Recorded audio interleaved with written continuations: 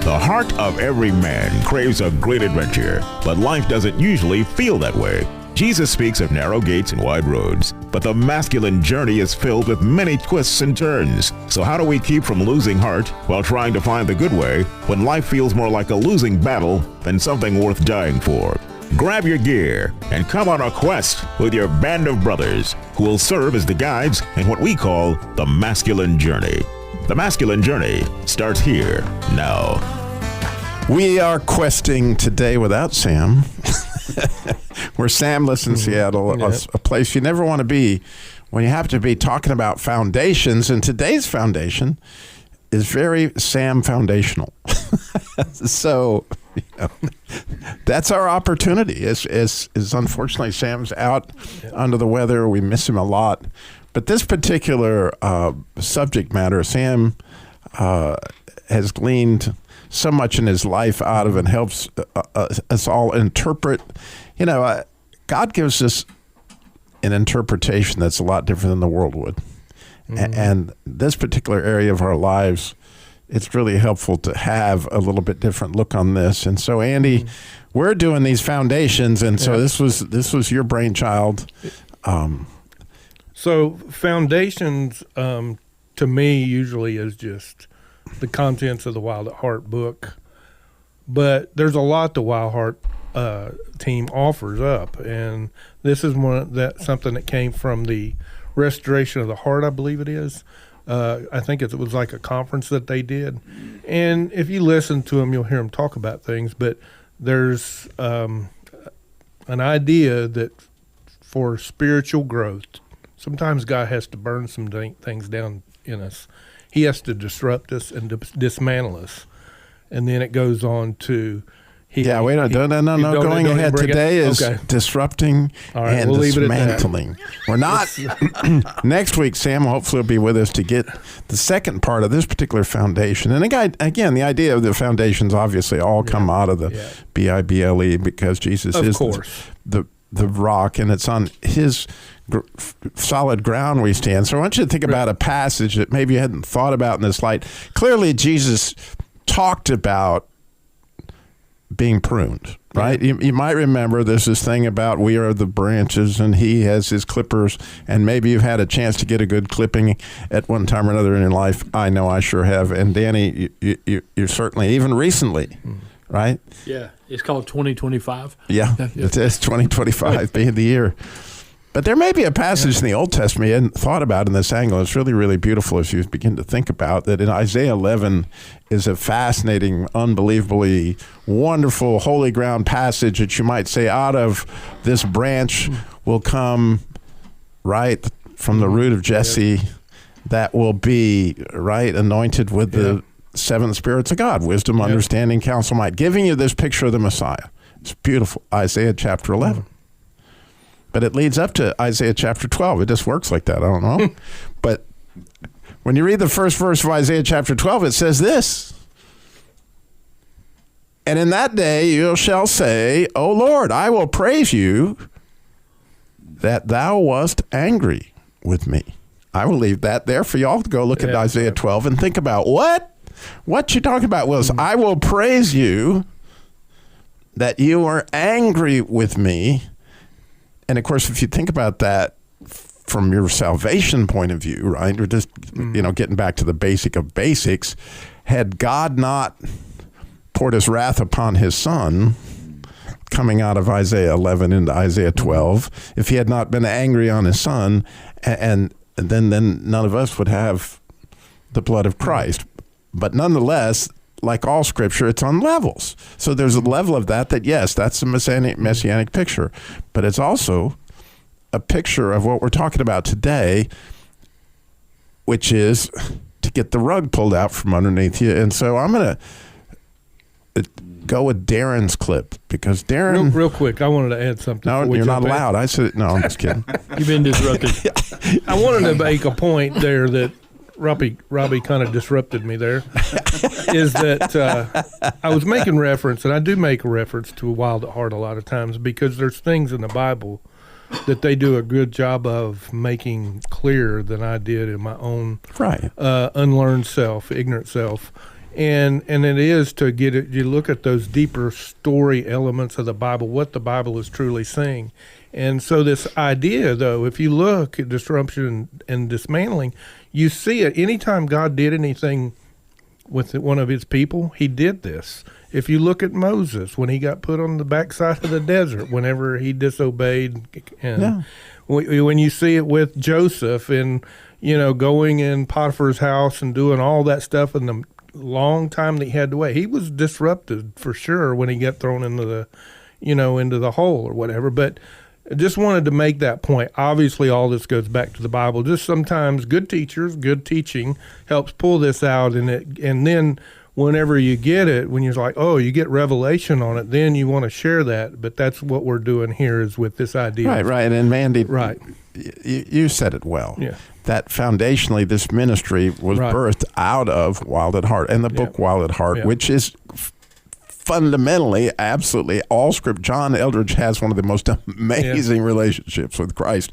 you will ever experience. And so I just don't want, you're right, and you don't want anybody to see that, no, we're not, we're not dreaming this stuff up. We're not, that it's very scriptural based. But along those lines, Darren, go for it. Well, this first clip we're going to hear is from the movie McFarland, and it's a true story of a guy who's an amazing coach, by all accounts, a pretty good dad and a pretty good husband, but he gets sideways with some players' parents. He gets sideways with a school board member. He gets sideways again, and he ends up getting fired from 3 different jobs in a fairly short period of time. And again, it's a true story. He finds himself in East L.A. At McFarland High School, and he is pretty much out of options, and he is finding himself and his wife kind of pushing him towards this, taking a job that is much, much underneath what his qualifications are. But it's the beginning of him beginning to grasp, I need to humble myself and submit to whatever it is that's going on here. And you'll kind of get the introduction to that. Jim White.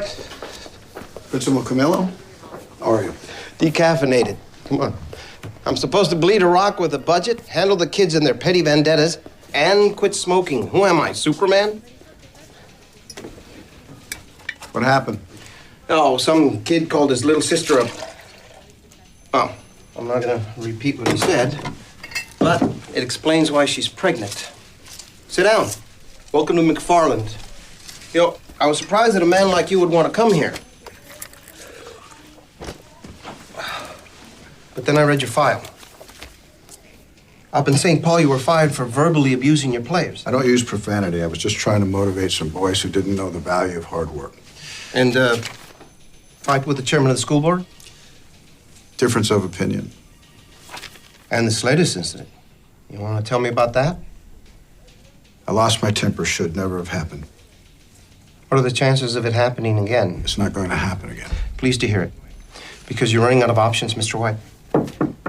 Come in, Coach. Coach White, Coach Jenks. This is your new overqualified assistant. That right? The name's White? Yep. Wow.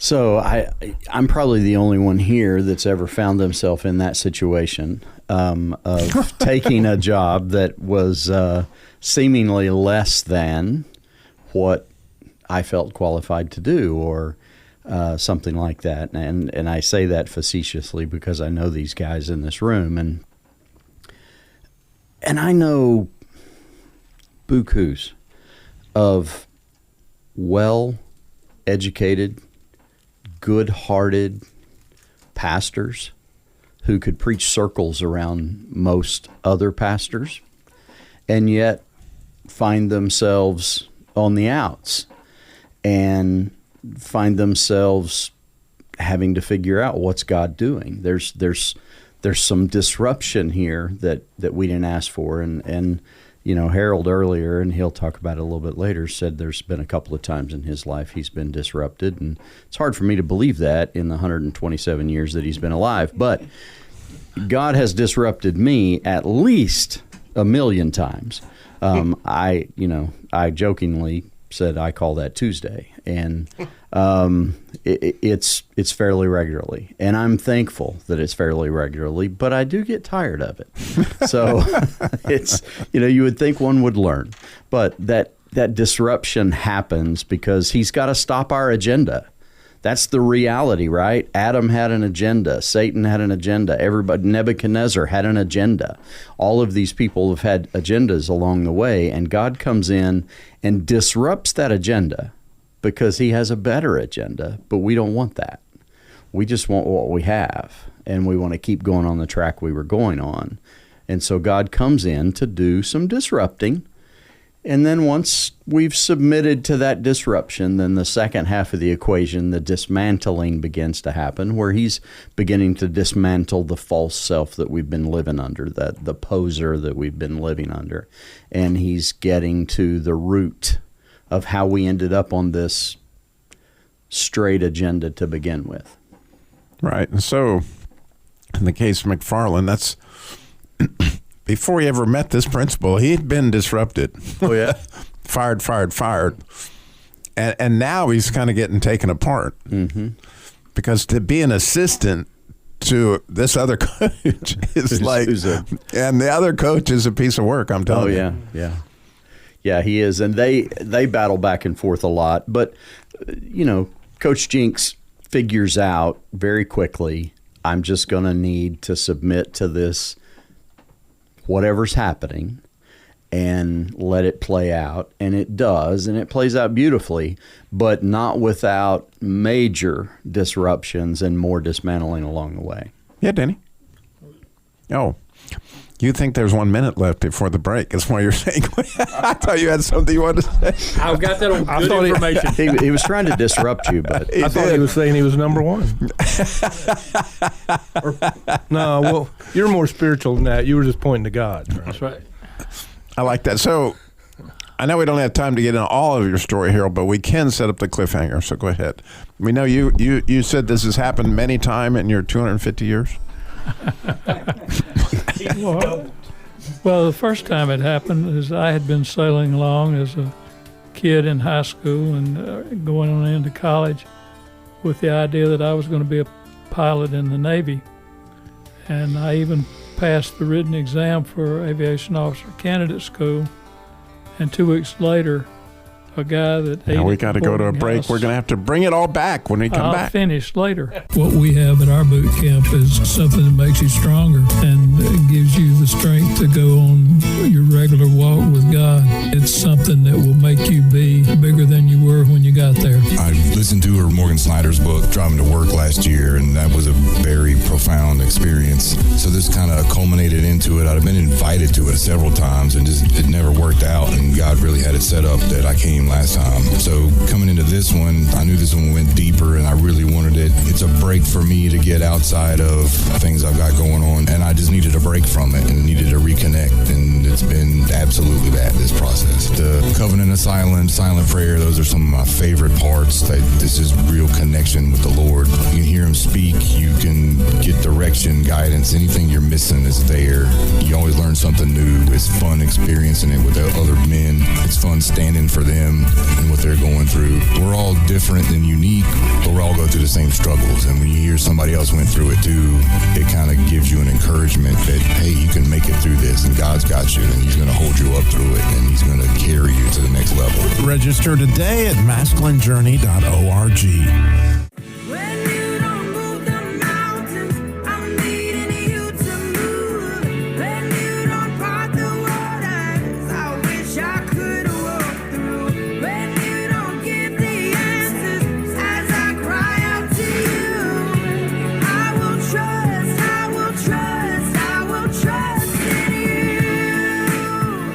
So we left our hero Harold. He was trusting that he someday could take on the Red Baron himself with his sop with camel.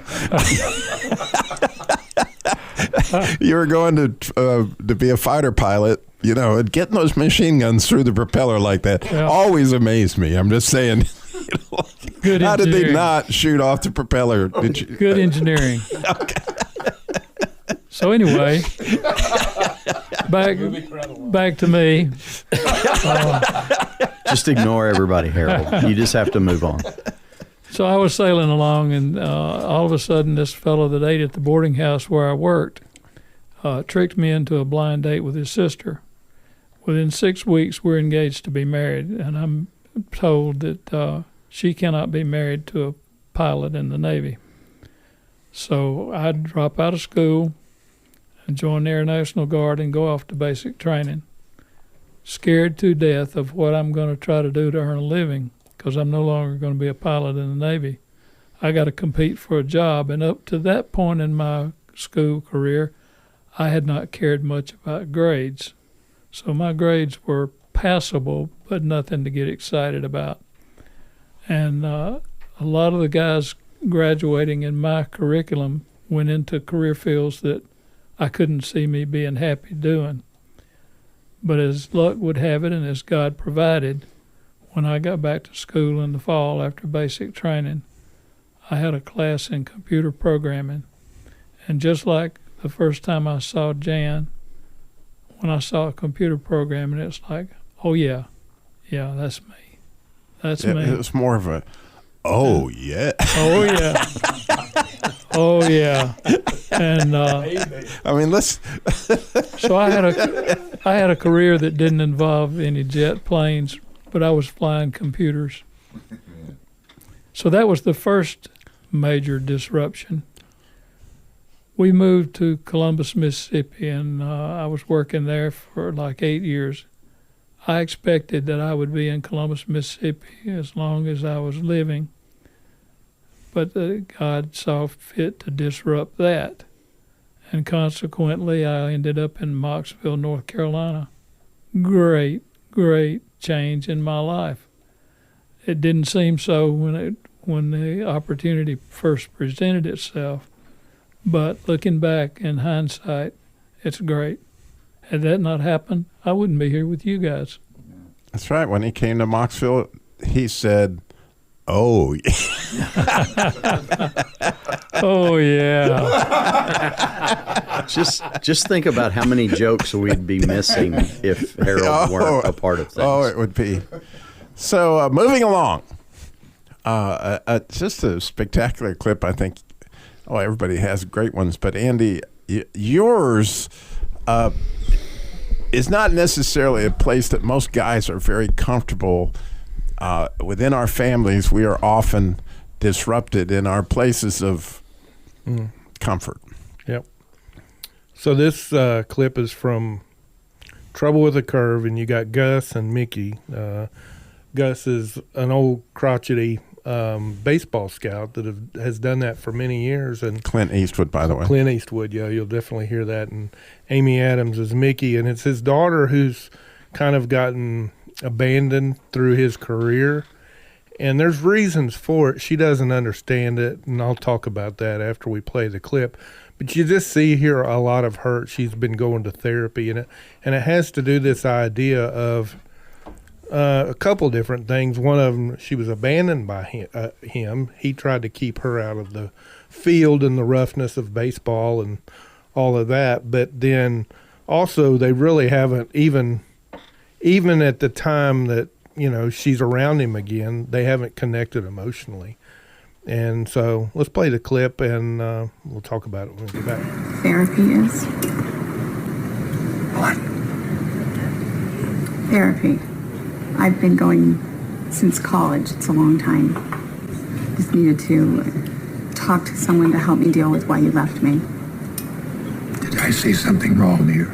Needed to understand why, after Mom died, you took a 6-year-old to live with an uncle that she barely knew, and you left her there for a year, and you didn't even call, not once.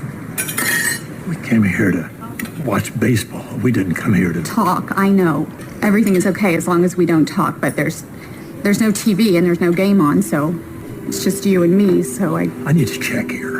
And then you did it again. I had you until I was 13, until you sent me away to boarding school, and then nothing. And you were just gone. middle school, high school, college, nothing. And for a long time, I thought that I had done something wrong, and that's why you left. But then I figured out that's just how you wanted it, and so I acted like it was okay because I didn't want you to know how bad it hurt. It's not the time or the place to be talking about Are you this. kidding? There's never a time or place. What are you doing anyway? Why did you start all this? You're amazing. That's not what I wanted for my kid. Well, I guess what I wanted didn't matter. You don't even like baseball. I love baseball. You know I love it. I never even wanted to be a lawyer. I did that for you so that you would be happy with me and that you would approve of me and then maybe you'd keep me around. I did what I thought was right. I just didn't want you to have life in the cheap seats, They that's were all. the cheap seats. Spending every waking moment with my dad watching baseball, eating food that was no good for me, playing pool, staying up too late. Those were the best seats in the house. Wow. So, just that story, I mean, there's some of my story that's actually in that, not all of it, but, you know, why he kind of abandoned her. No, you can't get into the dismantling. I mean, to the next two no, words. we won't. We won't. Don't do it. I'm not. Okay. I'm not. But what was happening there was she just, you know, she was communicating her heart, and that was very disrupting to him. But she didn't know the full story either, in the fact that he had done all this stuff to protect her. While she was at the baseball field, there was a man about to abuse her, and he came up on him, and he took care of business, and he sent her away. And that was very... Now, let's see, just to interrupt you because it's kind of fun. Yeah.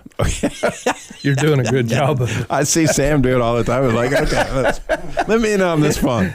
No, I think that the obvious thing we all do, everybody's in pain over that scene. If you're sitting here, you're in pain. Yeah. If you have a daughter, I assure you, you're in pain over that scene. I mean, there's tears in my eyes. Right. I don't know about anybody else. So what do you want to do? You want to get everybody out of pain. So you want to tell them that it all gets, there's more to the story. No, right now, there's no more to the story. Right. So right now, right this very second, the pain is there to point you. Right. That is the disruptor for sure. If not, you would not be disrupted. Right. It's got to be uncomfortable. These disruptions we talk about, to even get to dismantling, there has to be some pain associated with it, or you're not going to change your behavior. And it was painful.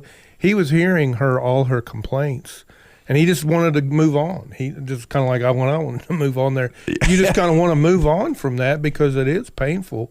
But it was, and again, part of the story was she didn't fully understand, and it helped her understand a bit more.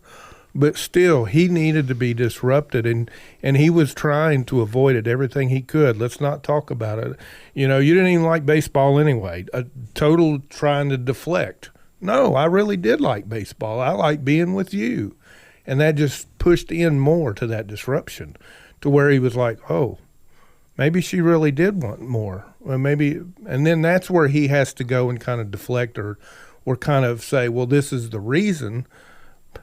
The point is, though, it only positions you to go on to the other stages, but you really have to be in these, as you said, these painful moments to be disrupted, to where you evaluate what you did, you evaluate your actions, you evaluate, the choices that you've made that have impacted other people, and it is hurtful. I mean, it was hurtful whenever, I'd have my wife telling me about my daughter and how I wasn't connecting with her emotionally when she was in college, and she was living with me, so I was physically there.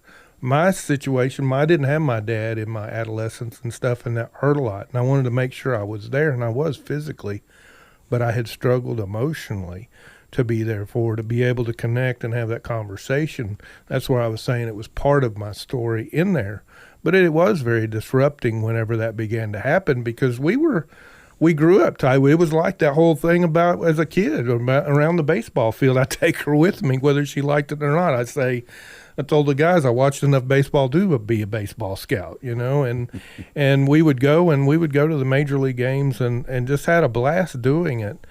But there was a time and a season for that. And then as kids mature, they're not the same. They're the same person, but they're going through their experiences. And sometimes you don't know how to connect. But again, she took the time or felt it need to be, and it was disrupting. And again, when I first heard it, I wanted to avoid it. I didn't want to take responsibility, but I wasn't getting anywhere. And I probably stayed there probably a year at least. And then I began to see it. And then God and how he fathered me, he began to show me kind of at my dad and not being there. And as he fathered me through that back to him, it allowed me to be, him to open me up to that disruption to where I was able to go on and take those next steps. But there was disruption and dismantling. And often, for me personally, with my own daughters, I have to come to the place where I see that I really did not want that. Yeah. I didn't want that's my own inner cesspool. I'm getting a good whiff of it, and it stinks. Yep. Okay. If I'd wanted it bad enough, I'd have done something about it. And the truth is that the painful thing is, a sin is really in there. Yeah. And it's really in me. And having that mirror held up is beautiful, Darren.